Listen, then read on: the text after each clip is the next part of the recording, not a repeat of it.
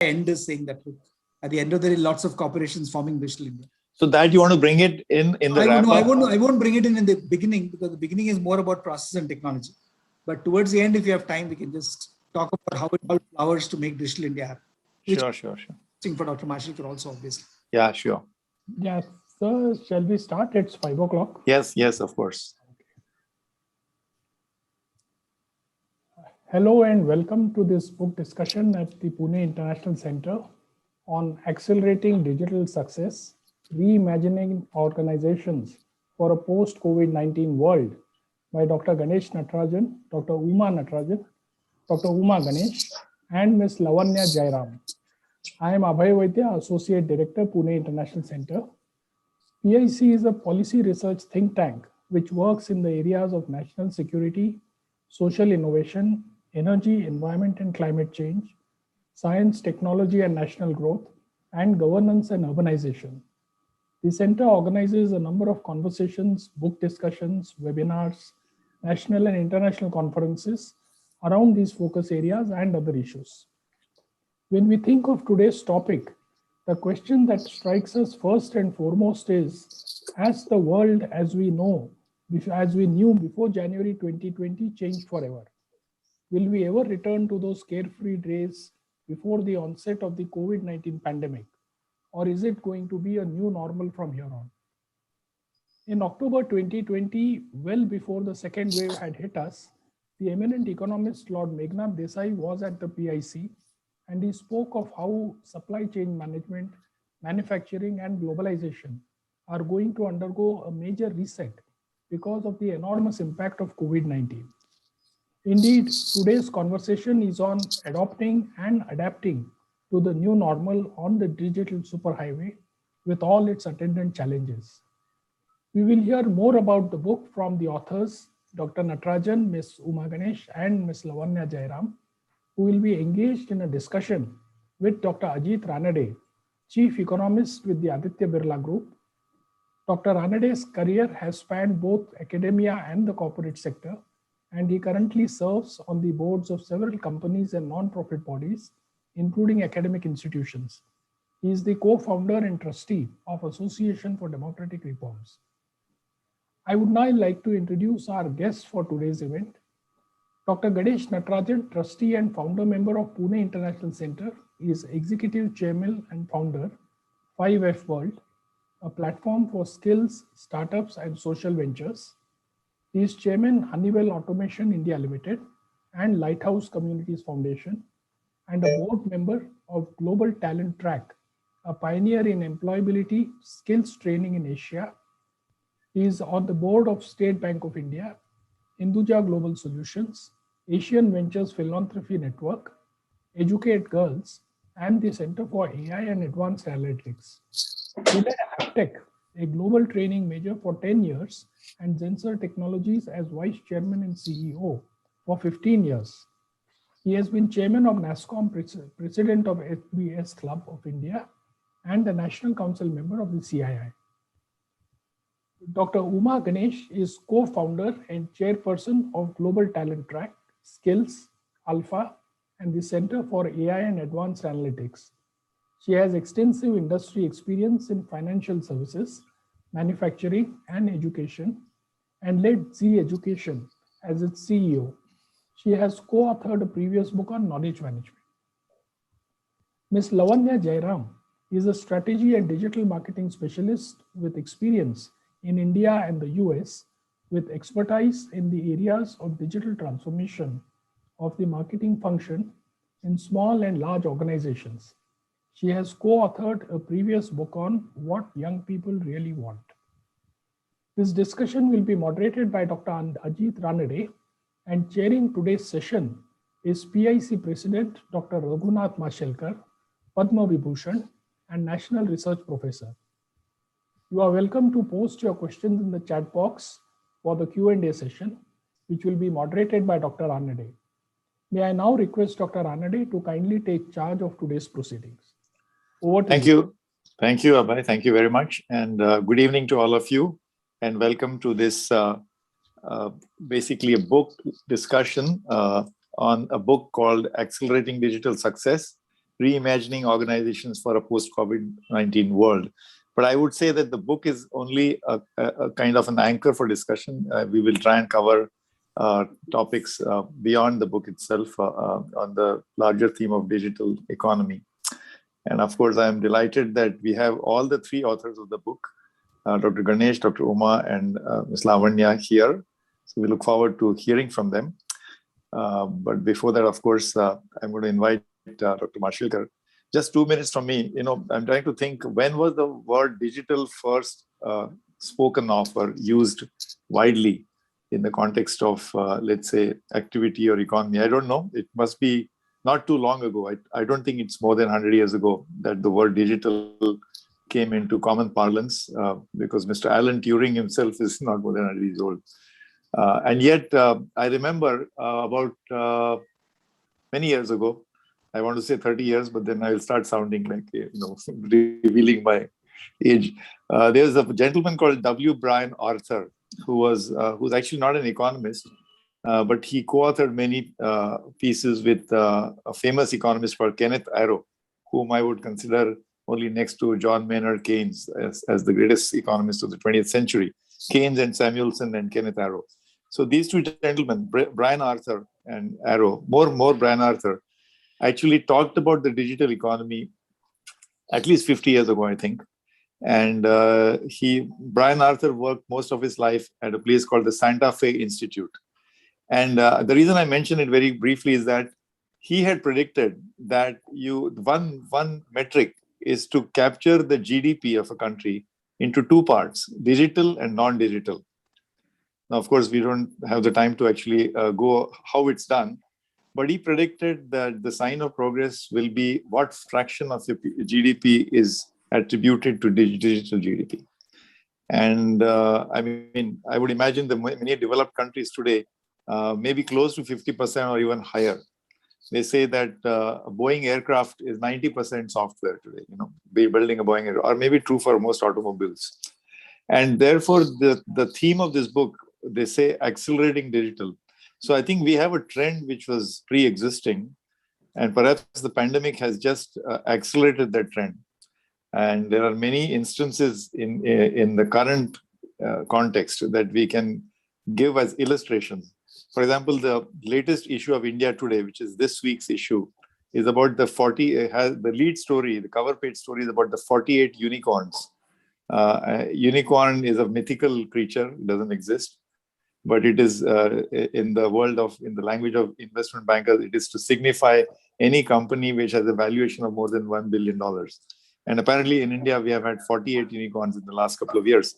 But almost all of them, I saw the names, almost all of them, they go from Zerodha, which is a broking, and there are Baiju in EdTech, so many companies, but almost all of them have something to do with the digital economy.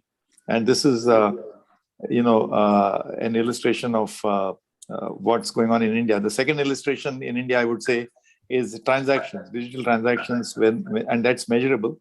That's called UPI, the Unified Payment Interface. So these are transactions which you and I do on Google Pay, and it's by far the highest in the world. It's reached 2 billion transactions per month, which, think about it, it's almost like 2 transactions for every man, woman, and child in India, including the large areas, corners of the country where perhaps even internet access is not that easy. So that's the scale, that's the acceleration we are seeing. So I'm going to first, so we have a lot to talk about today, but before we begin, I'd like to invite Dr. Mashilkar to say something about this book, because he's been talking about these kind of things for a long time, and much before the pandemic as well. So Dr. Mashilkar, over to you. Thank you very much, Ajit. It's a real pleasure and a privilege. First of all, I want to thank Ganesh and Uma for giving me the privilege of writing the preface of this wonderful book. So I read it end to end and learned so much about it. What I'm going to do is within 5 minutes summarize my thoughts about the book, as well as the context and the content and what it means for the future. When I read the book, very frankly, the first thought that came to my mind is that this book has been written by the right authors, that is Ganesh, Uma, and Lavanya, at the right time, with the right theme, and there is almost everything right about it. Anybody who reads it will soon find it to be so. If you look at the title, it says Accelerating Digital Success, Reimagining Organizations for a Post-COVID-19 World. So it is implicit that the post-COVID-19 world is going to be very different from the pre-COVID world. And you made a reference to that, Ajit. I think we'll all agree that the greatest disruptor in the last 100 years has been this pandemic. It has, of course, taken lives, livelihoods, but among many devastations that have taken place, one of the things that is noticeable is the rapidity of change. It is not just change or rate of change, it is rate of change.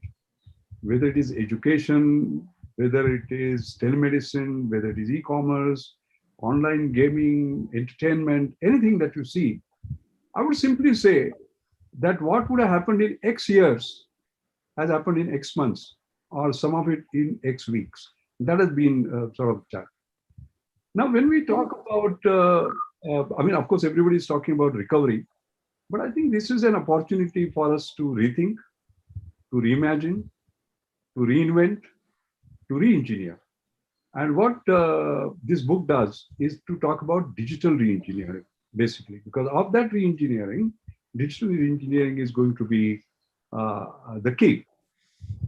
Now, to my mind, this book shows how exponential technologies will dramatically change the extended workforce, how processes will get re-engineered, how design thinking will enable a complete re-architecting of the customer and other stakeholders, stakeholder journeys, then the touch points, new skills, and how a cultural change is becoming the essence of this new norm.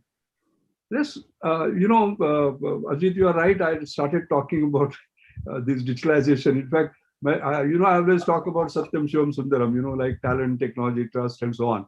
So I used to talk about the new wave is going to be digitalization, decentralization, and decarbonization a long time ago.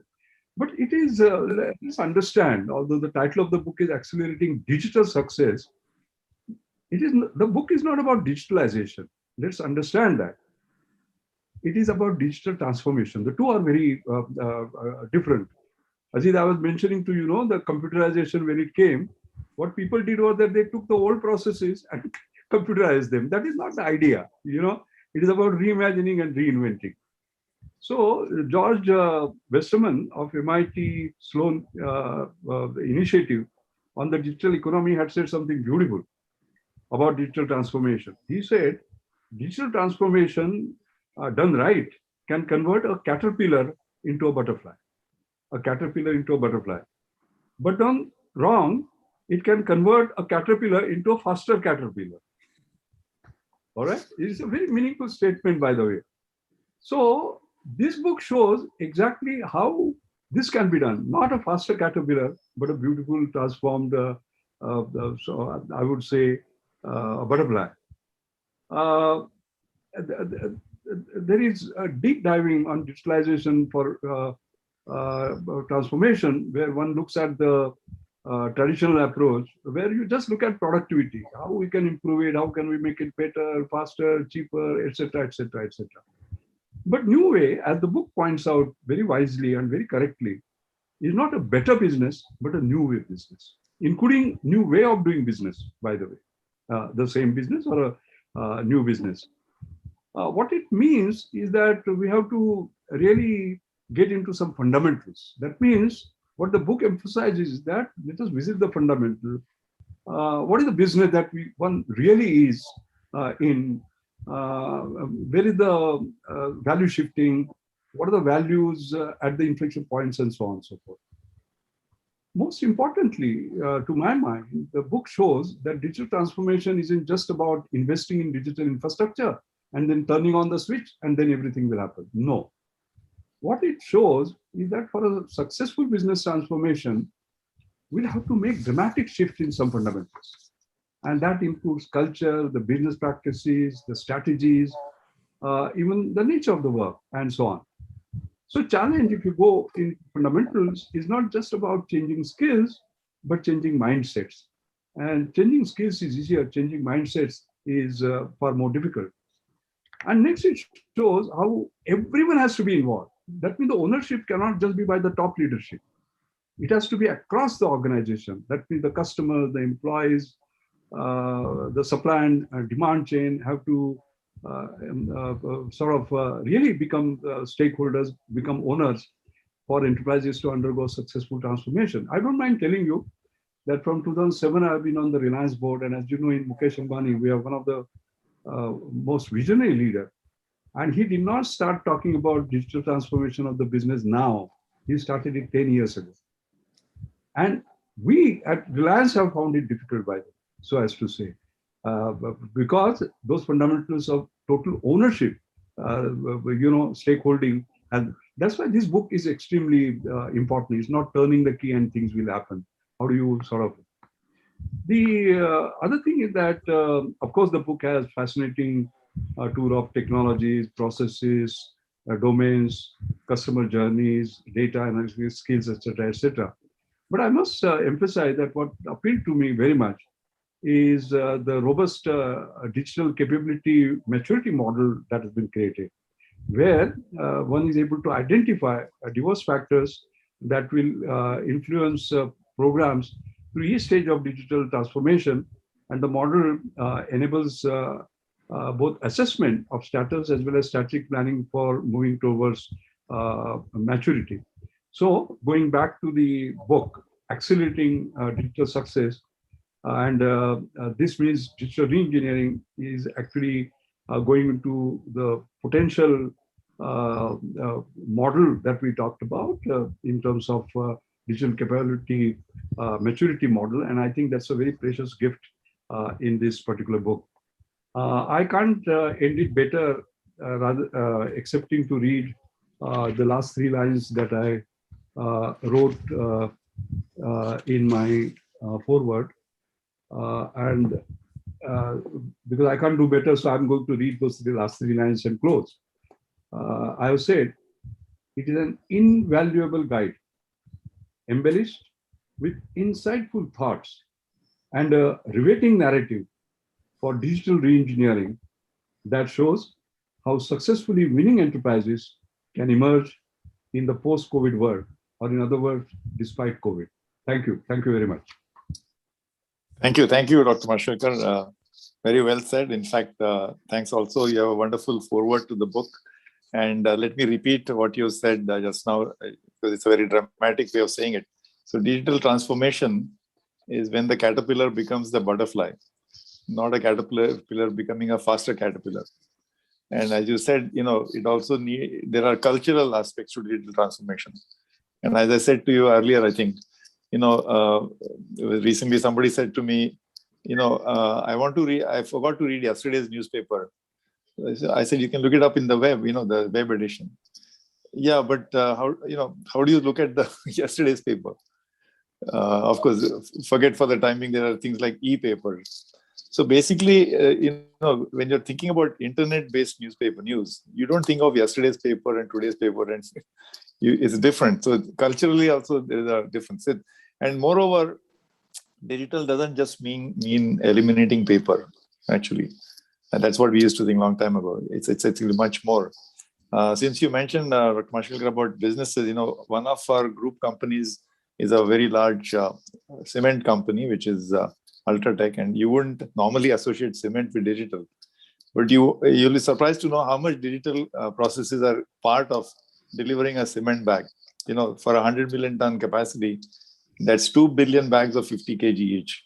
And they are produced at some 25 different locations in the country, and they have to be delivered to the customer within 3 hours or 7 hours if you want to be competitive. So you have to have trucks fitted with GPS.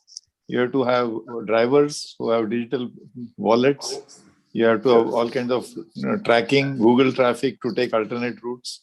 All of this has digital content. So I could go on. I mean, and this has real impact on the economy. So we're going to hear about all this. So maybe, may I invite the first author, Dr. Ganesh, to go first with his initial remarks about the book.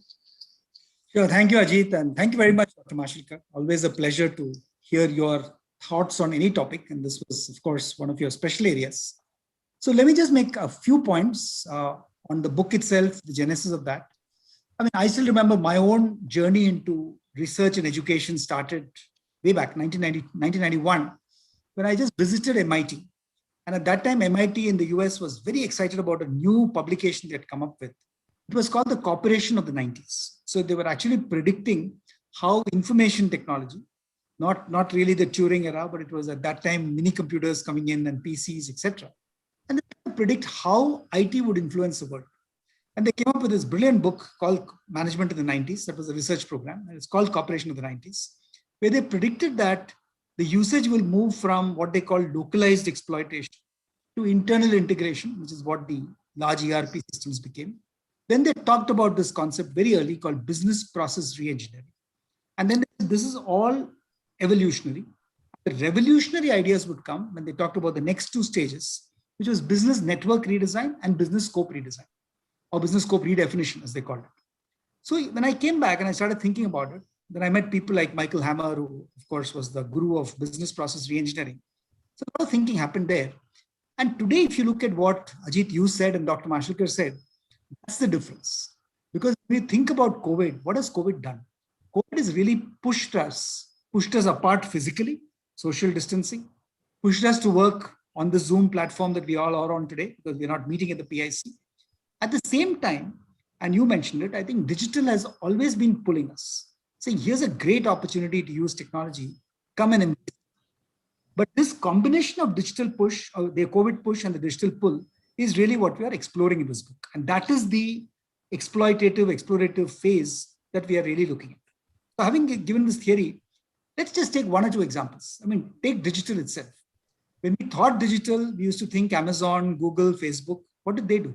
They just created a hyper low cost model, because cost reduction or cost elimination in the case of social media was how digital really started going mainstream. Then came the Netflix and the Apples, etc., who created the experience model. So today all of us probably have a subscription to Amazon Prime or Netflix or both, because it's so easy to watch movies, infotainment, education, etc., just by using the platform. Most important, Ajit, you mentioned Zerodha, for instance, or Byju's for that matter.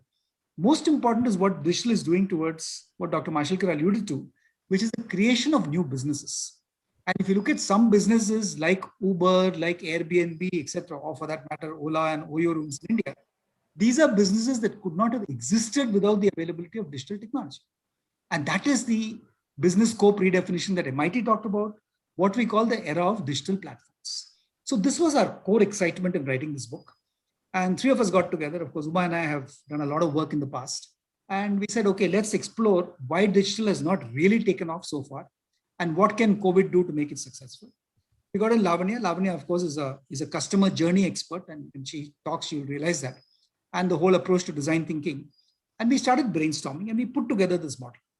And we said 6 forces will impact how digital really works. The first we said would be journeys, customer journeys, employee journeys, how digital can fashion new journeys. The second, of course, was technology, because technology was hitting us in wave after wave after wave.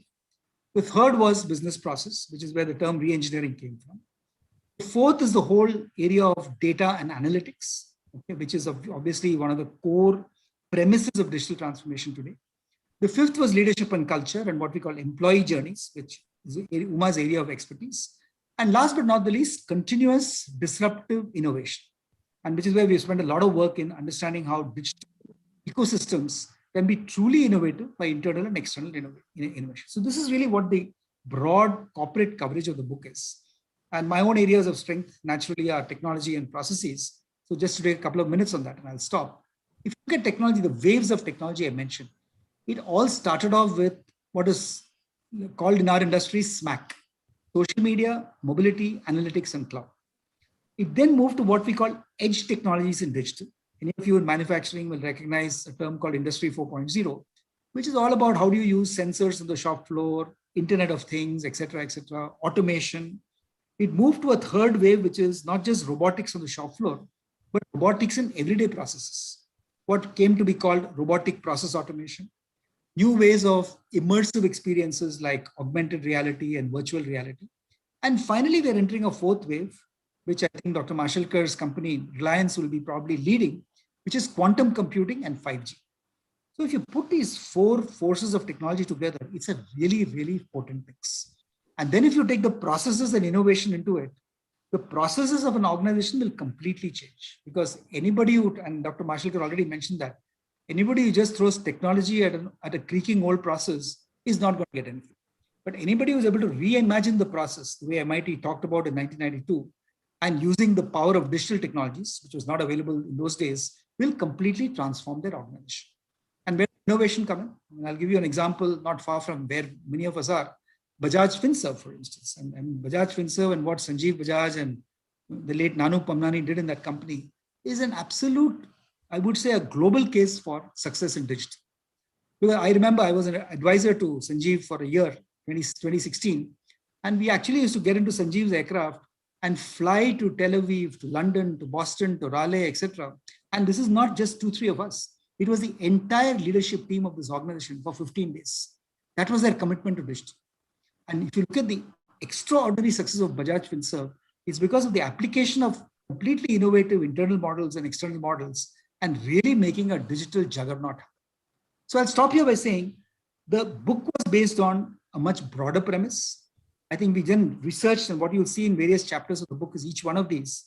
And having talked a little bit about technology, process, and innovation, maybe let me hand it over to my co-authors who are experts in different areas. So back to you, Ajit. Thanks, Ganesh. Indeed, technology and processes are impacting every aspect of business. And as I said, even old-fashioned businesses like factory production. One recent example I can share is, we are worried that people are not wearing the mask properly. So how do you do that? I mean, the very simple thing. So we already have CCTV cameras. So we just devised a digital way of identifying if the mask is not worn properly. There's a little bit of AI involved in that. So it was done very, very quickly, but it's become very effective because immediately you get flagged. And same thing about safety practices on the shop floor. There is a infrared kind of sensor. So if you're not supposed to be you fall out of those yellow lines. So this is something which was being adopted, but I think it's now going to be accelerated as we have, as you said, industrialization 4.0. So may I invite now Ms. Lavanya about your views, your remarks on the book. Thank you so much, Ajit, and really much of a privilege to be here with this group. So thank you for the opportunity. Before this call started, we were having a chat, Dr. Mashelkar and myself, and I, humbly said, I've also have a Tata bloodline. I've worked there for 3 years of my early days in my career. And the reason to mention that, Ajit, is you talked about when did we last hear digital, right? So here I was in the commercial vehicle business unit, rolling out trucks and smelling the grease and oil. And then, we were taken on a visit to the car plant, which was recently launched. The Nissan plant that was imported into Pimpri, and suddenly you see that the shop floor is not more than single-digit human beings, and cars are being rolled out at the end of the assembly line, right? So for me, that was the earliest of what automation really was. So maybe not digital completely, but automation, right? And then, went into the IT sector and was being interviewed by Ganesh. And here we are in an IT organization. And I said, I do not understand anything about technology. I'm from a communication background, somehow did 3 years of manufacturing and now IT. I don't understand anything. And really at that point, I said, for me, digital or IT means at max, maybe paperless office, because we were implementing SAP in Tata Motors at that time, right? So these were early things, but I couldn't make the connect that was the industry I was joining in. But not having a background, the life lesson Ganesh taught me during that phase was, so he said, you don't need to know all of that as long as you have an empathy for the customer whom you are communicating to or solving the problems of, right? So, and I have held that close to even the essence of the chapter that we're talking about, which is leading me into customer journeys, design thinking. So very simply said, at the core, and I believe in simplicity, it really is that to keep that customer at the center of everything, right? So design thinking, there are models and there are case studies, etc. But I think the simplest lesson learned is that if the process begins with empathy, half the battle is won. The second half of the battle really is in defining what is exactly the problem one is trying to solve here, which we've seen in the case of Starbucks. I take a little time to quote that example, but they could have very easily just said, we want to create an app which will help our customers order coffee. But instead of doing that, they said that we want to ensure there is a customer loyalty and an experience that lives beyond just having that coffee, right? So the entire design of what they wanted to achieve through an application changes through that.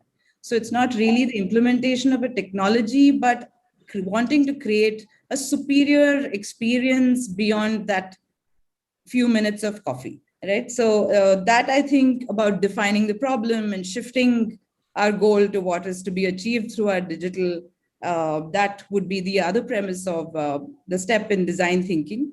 And then the ideation, again, creating, bringing out a set of ideas for a certain problem can very well be done by one expert sitting in the room. But the design thinking model says to bring in people from diverse walks of life, as much diversity, that much richness in terms of ideation. And among the current digital foray of examples we've had, Uber is a classic in that. They ensure that the person who's creating the app actually goes and visits restaurants where the delivery is happening from, right? They don't design in a box. They're ensuring they have the user in mind. Then there are always cross-functional teams working on creating the next idea. It's never the one designer who's creating that process. And this whole thing about prototyping, ensuring you're putting that idea and testing it with that user who's going to eventually use it. So Brown Toothbrushes did that, where the founder said, we want to create an excellent toothbrush. It needs to do everything. It needs to be completely digital. It should be an activity tracker, almost like, the athletic industry is now full of gadgets. The guys on the design said that this is not what the customer probably wants. All they did was do a dipstick in terms of looking at what does the customer really have as a problem or what would delight them.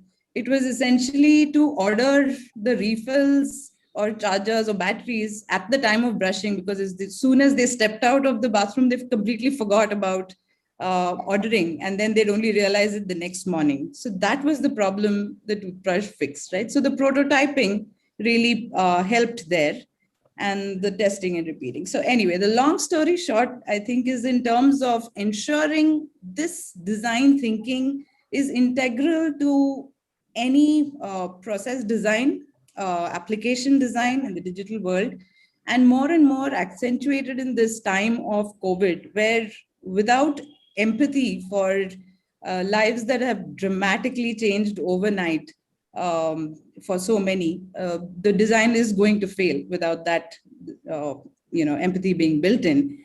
So that was one of the reasons we ensured, this got included as a pertinent area to think about and to have ingrained in organizations, to map the customer's journey, in terms of the experience of the various applications. And I'll take a very local example and really end with that, where Swiggy Genie, and I've been talking about it. Swiggy is an application we were using even pre-pandemic. All of us order food through Swiggy. End of March, the pandemic was, further accentuated, lockdown called. Within 10 days, Swiggy launched a service through their existing supply chain called Swiggy Genie, which will help them not only deliver food, but groceries to people at home. So they just had to do that little plus to their application, but ensured that the customer got what they wanted. They stayed at home, they stayed safe. And that was sound business sense, but rooted in empathy. So I'll end with that. Thank you. Thanks, Lavanya. This was very interesting. In fact, your chapter 4 in the book, which is on this design thinking and customer journeys, is really very fascinating. And I particularly like the fact that you illustrated taking so many examples. I think there were 10 or 12 different examples. And you mentioned Starbucks about the empathy. It's very true, because one of the things about digital is that it's not only converting an existing process, like Dr. Mashilkar had said. You don't convert the paper process into a computer process. It's actually much, much more than that. And what digital allows you to do is data mining, or combine that with, as you call it, empathy. The other example I can give is Amazon, who's the probably past masters. So when you're interacting with Amazon app, you feel as if you're talking to a human being who's understanding your tastes. It gives you suggestions. It reminds you about certain things. And do you want to put this on your wish list? You don't have money right now. Okay, don't spend any money, but just remember this. And then, by the way, we also have Audible. If you have some difficulty in reading, you can do a. So this is, I think it signifies what you said, empathy. And I also like the example of your, I think, keep the change, to habits of savers, especially single moms and so on. Great chapter. So let's move on. Over to you, Dr. Uma. Your remarks, please. Thank you, Ajit. Thank you, organizers, for inviting us to share with you some perspectives from the book. And Dr. Mashilkar, I'd like to thank you for not only writing the foreword, but beautifully reminding us with that beautiful example of caterpillar and butterfly. And this is so true, especially for the people factor. When this digital transformation journey began for most organizations, obviously the focus for many of them has been in the front end. That is, how do we bring new customers? How do we do more for our customers? How do we redefine their journeys? What Lavanya spoke about. Therefore, the most organizations have focused on investing in the front end, in the customer journeys, in terms of acquiring new customers, and trying to see how they could delight their customers. But while all of this was very important and that was beginning to happen, people in many of these organizations, majorities of these organizations were going through the digital transformation process. They were beginning to feel like the guard train, in a long train, you have the last compartment, which is actually manned by the guard. So that, like the guard ka dibba, the front end is something that is driven by the engine driver. Then there are other dibbas which are following the engine. But when you look at the guard is basically staying put there, making sure that the train is traversing through station after station, and it just gives a signal it's all clear at the rear end. So that was what has been happening, and that is what is continuing to happen with many organizations, where the business is leading from the front. And when it comes to people, when it comes to recruiting people, when it comes to looking at how people have to be aligned, they seem to be left to themselves. And to a great extent, this also brings us into focus many of the examples that Ajit spoke about, or Ganesh and Lavanya spoke about, which is what we're all experiencing in the Amazon world, the world of Netflix and so on and so forth, where we are able to customize, we are able to look at what we want to consume and how we would like to be entertained, and when we would like to buy, and what kind of taste we have. And therefore, this whole personalization, the flexibility, the customization, all of these which we are enjoying in our everyday life, if we were to bring in those kind of experiences into the organization as people, we are finding that our organization and our processes are simply not tuned towards delivering similar customized experiences and ensuring that our aspirations are met, people's aspirations are being met within the organization. more so with COVID, now organizations have suddenly realized that it is the people who would have to be doing the maximum adjustment, whether it is being able to deliver to customers anywhere, whether it is to modify the products, whether it is to innovate the processes. All of these, who is going to do? Not the new people that we're going to bring new talent and new skills and new vendors and partners alone, but it is going to be on the strength of people and their ability to learn and upskill themselves literally overnight. So in this context, many organizations started believing that they were already in the digital era, and they were already working in the digital context because they were comfortable using WhatsApp, or they were getting onto Zoom, and they had attendance app and so on and so forth. But all of these individually, they were just simply tools. What we are now talking about is the need, which is very much there, to rethink what is this employee journey all about. Right from the time you recruit, you attract people to come to the organization, to the time that they are in the organization, they require to be skilled and motivated to perform, and their entire life journey in the organization until the time of exit. This entire journey has got multiple milestones. And these milestones and these experiences, there is an urgent requirement for us to rethink how these expectations and aspirations could come together, expectations of the business and the aspirations of individuals, because we must recognize that people have multiple choices. And it is based on what the organization can do to align their aspirations with expectations of the business, that there is an opportunity to get the best out of the people, to get them to innovate, and get them to constantly think about customers and how their needs could be met differently and create that uniqueness for the business. So this is where I'd like to give an example of Skills Alpha, which we have spoken about in the book. Skills Alpha is a digital platform which actually maps the individual from the time the individual is in the organization, looks at their strengths, looks at their gaps vis-a-vis their aspirational roles. I may be in a sales manager role today, but I have the aspiration to get into completely different role, maybe a digital product manager role. And that requires a different set of skill sets. Typically in the pre-COVID era or in the pre-digital era, we would say, well, you do not have these skills and we need to go hire someone else from outside. But today, digital platforms like Skills Alpha can put a mirror in front of both the organization and the people simultaneously and say, which are the gaps that exist? How do you bridge the gap? Do I have the content and the expertise to bridge the gap? Or can I suggest sources from where the content can be curated and made available to you? And in what time frame can you actually bridge this gap? So by doing this and by being able to identify experts, coaches, micro coaches available within the organization, we create a completely new sort of learning ecosystem. And that is absolutely required if organizations who are going to get onto this digital transformation journey, they would have the need not only to meet today's requirement, but as we know, it is a journey. Therefore, their need for changes will be continuous.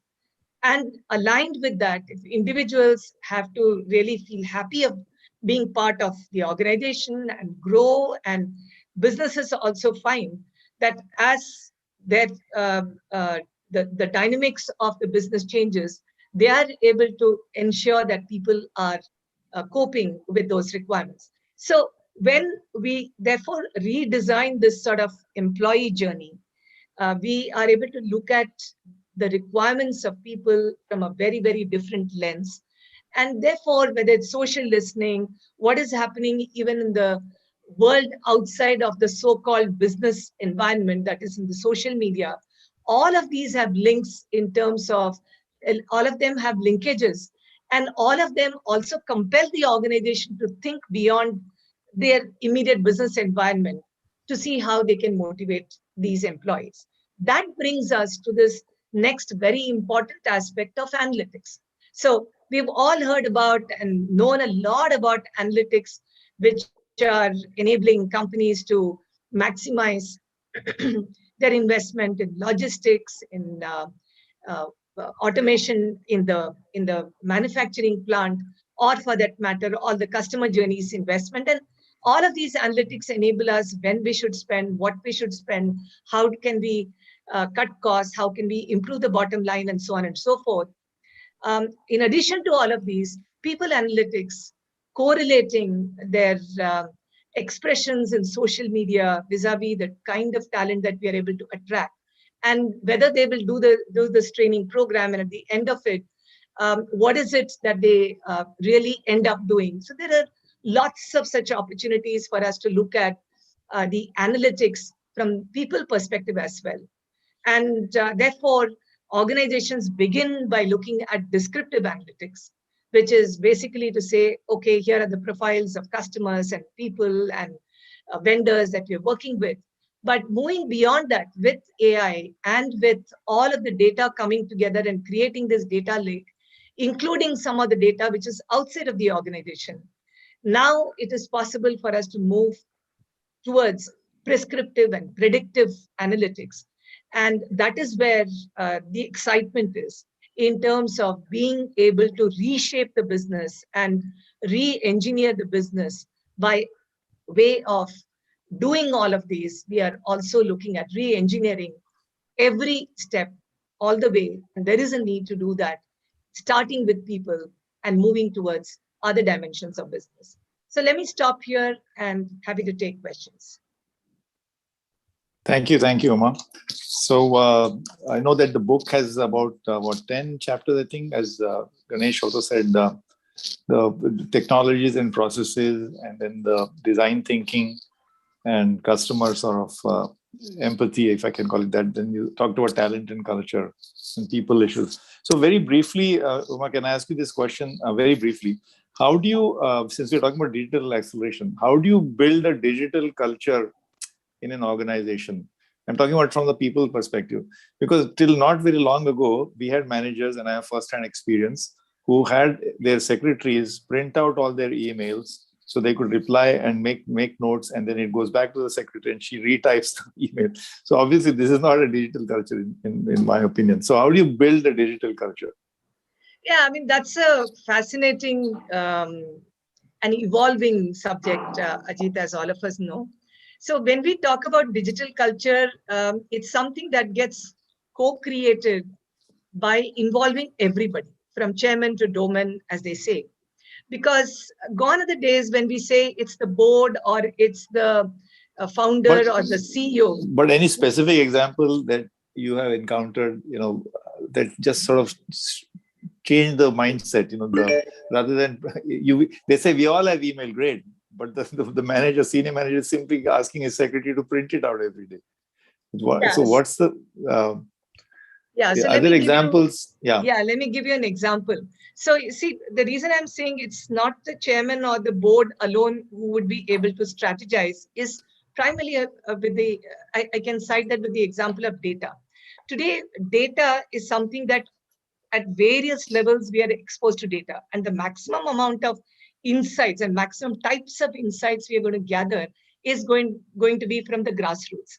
Therefore, unless and until you involve people at multiple levels, the middle managers, the juniors, all of them, and create this kind of small circles who take ownership for various decisions and pass on these insights to various other circles, and it bubbles up and down freely. That's how culture totally changes. It's not any longer top to bottom. Globant is a very good example of an organization which actually creates which created this sort of bubbles across the organization, and various bubbles interact to create new bubbles. So every other day there is a new bubble, new set of people, new ways of thinking, and that's how the culture, so to say, which was typically top down. Today we are saying that there is no longer top down approach which will work. It is a co-created culture. All right, great. In fact, I'd like to think that one thing that the pandemic has done is it's shown how grandmoms and grandpas are experts at Zoom. So Ganesh, I wanted to ask you about, I'm going to combine one question which has come in the Q&A box, and it's like a macro question. That the fact is that digital acceleration will also require the status of digital infrastructure in the country. I'm talking about bandwidth. You also mentioned somewhere about 250K village digital panchayats and 650K villages. So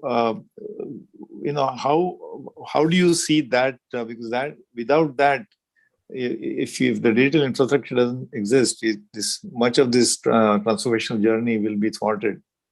So do you have a vision of how will we go about that?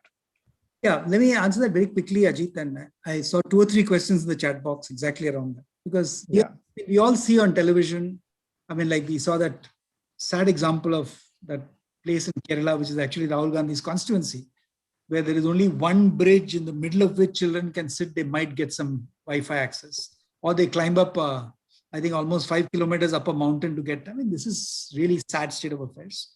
And the reality is, I remember Devang Mehta, who is the kind of guru of our industry, he coined a phrase very early on, I think it was probably the 90s, when he said, look, so far in India, we've been talking about roti, kapda, makan, but in the future, we'll talk about roti, kapda, makan, bijli or bandwidth. No, this is so, such a phenomenal forecast that he was making. And sadly, in our country, we've gone through cycles of first, I remember 10 years back, we created something called optical fiber. So we said National Optical Fiber Network. It very quickly became BharatNet. And then recently, August 15, Prime Minister Modi actually again talked about NOFN, which is the NOFN, National Optic Fiber Network. And the basic premise is this, that today, even in Pune, where most of us are, or in Mumbai, where you are, Ajit, if you drive out 50 kilometers, your bandwidth will become abysmal. And even today, it's rained a little in our place and the bandwidth is kind of fluctuating. So if we have, what does it mean? I was part of an exercise which we did in NASSCOM with McKinsey Global Institute and the Ministry of Electronics and IT, where we actually predicted how digital India would evolve. And it's actually quite amazing. Most of you would be aware that when Prime Minister Modi talked about $5 trillion GDP, obviously that's going to be pushed out by quite a few years, thanks to COVID. But embedded in that 5 trillion is a $1 trillion digital India. And that's what I've written about almost in a chapter in this book. Essentially, when you say the $1 trillion, trillion is a lot of zeros, but most of you would know that the IT industry, where I come from, is today $195 billion, which is 1/5 of that 1 trillion. It's going to grow to maybe 300, 350 by 2025. So where is the balance 650 billion going to come from? It's going to come from the Zerodhas, it's going to come from the Oyo rooms, the places, what you talked about, which is Byju's, for instance, which is the whole IT-enabled platforms. And if you really look at it again, Ajit, you mentioned UPI. UPI, I think, is Nandan Nilekani's finest hour in terms of what they did with what is today called the JAM Trinity, Jandan, Aadhaar, Mobility. And UPI, we are actually market leaders in the world in payment gateways and payment platforms. But now if you take it to digital India, if you take it to the question the gentleman asked, when will education be transformed through digital? So everything will be the platform economy. So imagine platforms which combine education seekers with education providers. Imagine platforms which combine skill seekers with skills providers. Platforms which solve the agriculture problem by saying that, look, if I'm a farmer in Punjab and I have 1.25 acres of land, should I be growing fruits or flowers or paddy and wheat or what? And everything is answered digitally. So, and I can go on. There should be employment exchanges. The whole distribution of jobs in India, which will reverse the urbanization process, is all what digital India is all about. So my belief is the plumbing comes from the National Optic Fiber Network. The impetus will come from 5G and the fact that your bandwidth will become more easily available. The horsepower will be given by quantum computing. If you put that as infrastructure together and imagine multiple data centers of the cloud enabled by Amazon and Google and Microsoft, etc., then suddenly the platforms will start flowing in. So you put platform on the next level and then think of applications. And applications which enable every one of us, not just people like us sitting in Mumbai and Pune and somewhere else, but people in every one of those 640,000 villages in the country have access. So the information asymmetry that kind of comes in the way of progress in our country will be correct. Right. So I think that's our idea of so I want to quickly ask Lavanya a question about, you also mentioned somewhere about brands in the examples that you've given. So how do you talked a lot about customer empathy, but how do brands, fit into this digital journey? You said that you quote, I think there's a quote which says the brand is, or it's not design, not brand, or design is not about how things look or feel, but actually how they work. So how, what's the digital equivalent in this design thinking? I think I would go back to the examples, shared earlier in this discussion, where it's not about replicating the physical process on the apps, right? I think that's the fundamental shift that needs to be done, and about brands being accessible. And I gave this example previously on Vijay Sales. Again, for Puneri, it's relatable in the sense they're a brand that has always projected themselves as high touch. You must come to our store. Amazon will not give you as good a deal as our store will give, because there is your friendly salesperson, and their entire branding pitch, everything was around that, right? Come pandemic, not a single person's entering their store, right? But so the question to the brand custodian there would be, are you going to say now that now Amazon's better, now online delivery is better, right? But I was very curious because my need was there. I called Vijay Sales because I always relied on them to make all electronic purchases in the last 2 decades. So called them, and then I realized that they have seamlessly gone on to an online ordering system. One may debate that it's not really digital because there is all the plumbing behind may be completely manual, right? The back end may be manual, may not be. I've not inspected it. But the front end, the seamless experience and the consistency of the brand of Vijay Sales on an online platform remained the same. The same high touch. There was a person who called back. There was that same sort of consultative selling that was done. So for me, there was no dissonance in how the brand changed from a physical platform to an online. So indeed. In fact, that's what the example also you gave of Swiggy, of quickly they started also delivering groceries. Even ITC and other Unilever, they started having these mobile trucks and vans. So the adoption. This topic is so vast, Ganesh and Uma and Lavanya, that I don't know if we can do justice to it in just 1 hour. It's just really very vast because we've not even touched aspects of data analytics, data mining, AI, customer, understanding the customer through, and the whole phenomenon, the huge emergence of things. It's a fancy word, but really it's very real, chatbots and so on. But I think I'm conscious of the time, so I'm going to ask you, each one of you, to give a closing remark, but I will ask Dr. Mashelkar to go first, and then each one of you. So, very briefly. If you don't mind, can I come at the end? Sure. Then let's go in reverse. I think we'll go with Uma, and then Lavanya, and then Ganesh, and then Dr. Mashelkar. Sure, thank you. I'll take this question, and maybe I can say a few words around this question. Deepti has posed about how do you really make learning and education fun, and how do you bring in the or rather retain the need for enthusiasm and inquisitiveness in children. So this is a very important question, not only in the context of schools and colleges, but also in the corporate sector, where learning is very dull and boring, the way, the minute you put a boundary around learning. But using AR and VR, that is augmented reality and virtual reality, for instance, it is possible to bring in something very, very different kind of experience. And that's what I think we should really be aiming to do. It's not about, we need to teach students this subject, this is a boundary, here are the 20 topics, this is what we used to teach in a classroom. How do we now deliver that in a digital format? And therefore, you put instructional designers and convert that content into exciting ways. That is definitely something which is required to be done. But more importantly, with the tools available, how do you personalize, customize, bring in that flexibility, let the children go and work in the virtual labs? And similarly, if it's a corporate learner, how do you enable them to work in a simulated environment? This is how I think we have a phenomenal opportunity to innovate the entire learning process.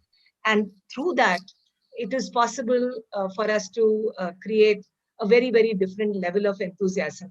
And finding that enthusiasm is really the challenge for leaders today.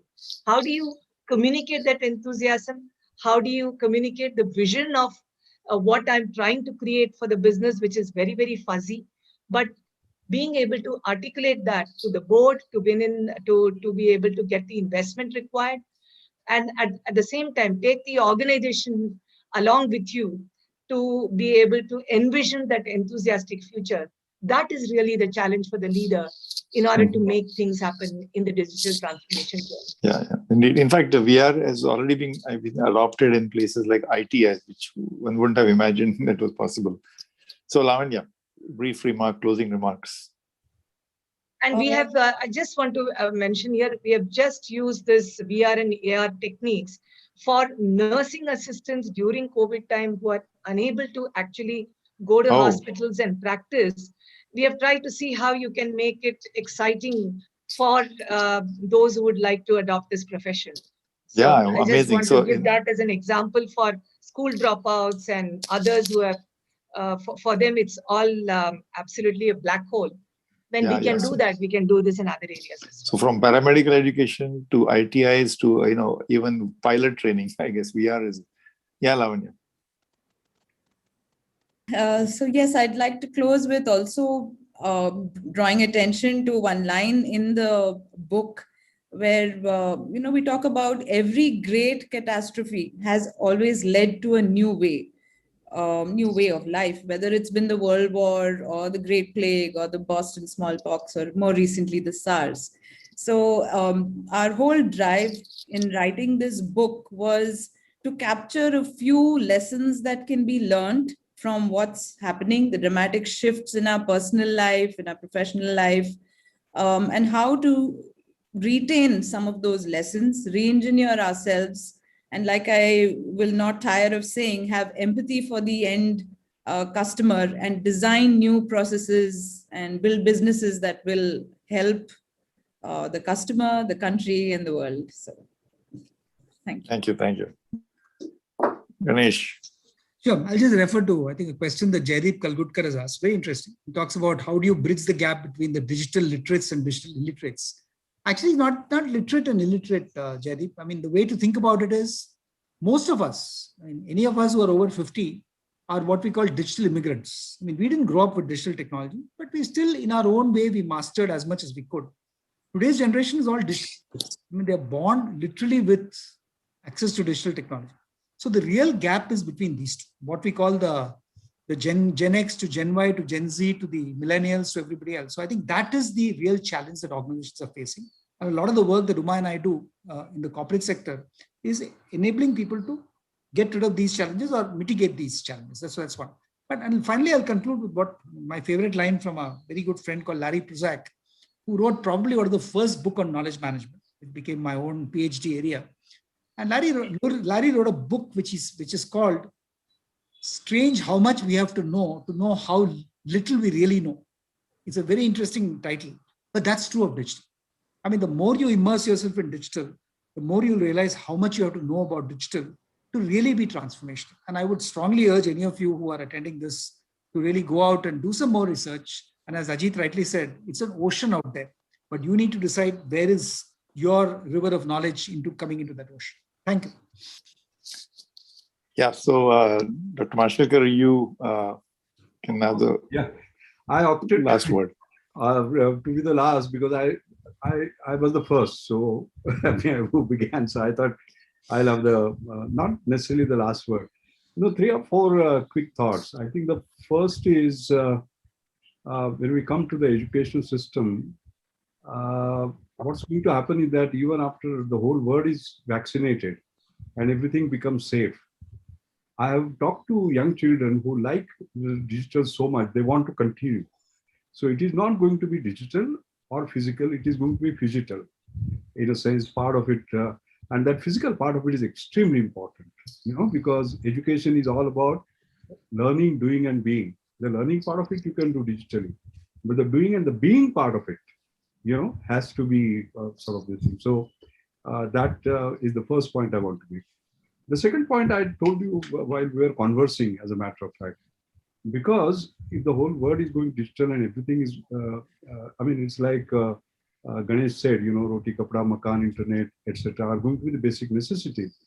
And my own experience was that in the UNESCO Director General, when he called for a panel discussion on higher education in the post-endemic world, and there were 198 presidents who participated, I talked about the fact that 1.6 billion children were thrown out of school in 100 days, but 1/3 of them did not have access, all right, either through devices or connectivity and so on and so forth. And no access means no education. And young people, poor people have lost one and a half year, as a matter of fact, and so on. And therefore, digital access, and I remember when I mentioned that, Jeffrey Sachs got up and said, like, we have 17 sustainable development goals. The 18th has to be universal digital access to every human being. I think that is the new word that we are sort of moving to. There is no question about that. And the third part is about kind of organizations making it as a way of life. Like, we always have CEOs, CFOs, CIOs, and then chief digital officers. I'm sorry. The CEO has to be chief digital officer. The CFO has to be the chief officer, has to be chief digital officer, CIO. Everyone has to be. I think it has to permeate. That's why I'm very happy to hear the word culture, and culture, because culture means it becomes a way of life. And the last point, on a lighter side, I was also spoiled, by the way, basically, the very first question that you asked. And I had a secretary, I had a big infrastructure and so on.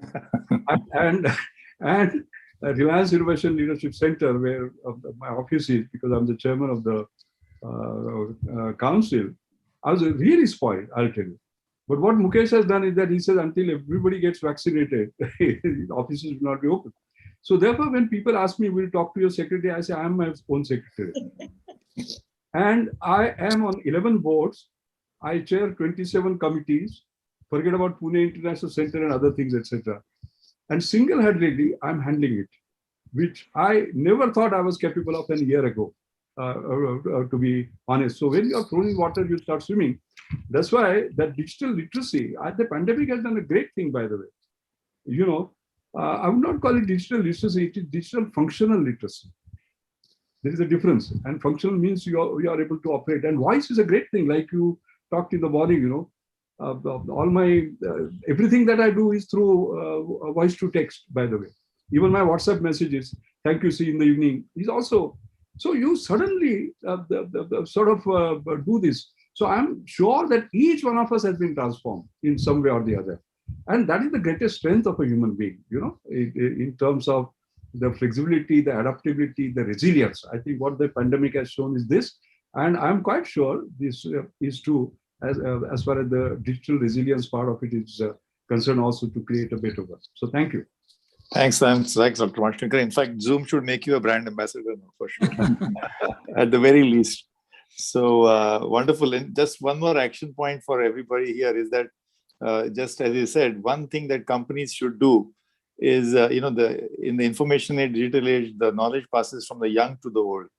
So the biggest budgets for computers should be given to the junior most people. The best and the most expensive laptop is meant for the MD, who never even touches only the so it should be the other way.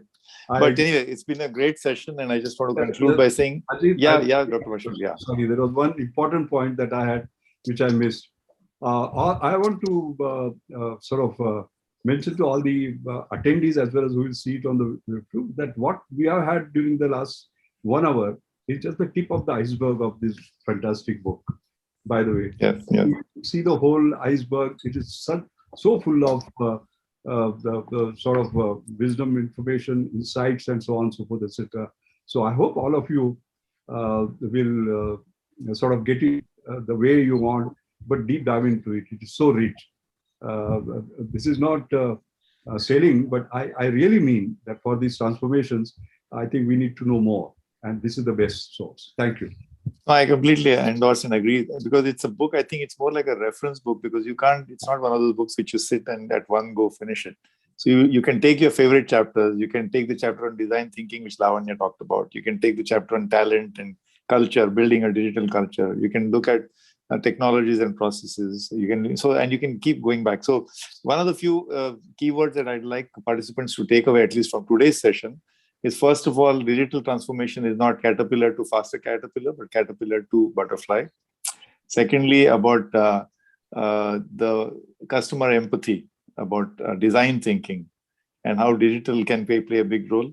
Digital also in terms of processes and technologies, how everything is being transformed. You know, there are these two chapters in the beginning. Is a lot on that. I mean, and in fact, it's got some charts which are you got to spend some time to understand.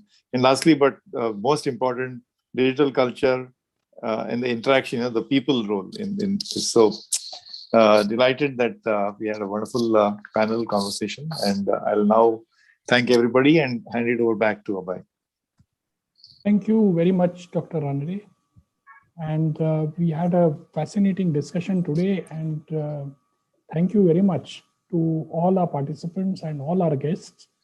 Very rich compliments were paid by Dr. Mashilkar to the authors at the outset by saying that this is the right book at the right time and by the right authors. And very beautifully he explained that digital transformation means bringing fundamental shifts in mindsets. One important thing that this discussion has touched upon is the digital divide and bringing digital access to the poor, without which this discussion cannot be complete. And of course, the reference to the caterpillar and the butterfly kept coming again and again, which is also so memorable and so relevant. I wish to thank the authors for presenting their insights into the post-COVID digital transformation of organizations. Thank you, Dr. Ranade, for moderating this session. And of course, thank you to our viewers for their participation and for enriching this discussion with their questions. Before closing, I would like to thank my colleagues, Kiran and Amresh, for the enormous backend support from them. And I would also like to invite all of you to our next event, which is the second lecture under the India and the World's Great Religion series. This is the lecture by Dr. Abhay Firodia, Chairman Force Motors and the authority on Jainism. He is going to speak on an introduction to Jainism, philosophy, history, and relevance on 9th July at 5 p.m. The link and the invite will be available on our website. You are most welcome to join us, and we look forward to that event and your participation. Thank you very much to all our participants, and I declare this event closed. Thank you. Thank you. Thank you. Thank you. Thank you very much. Thanks, Thank you. Ajit. Bye-bye.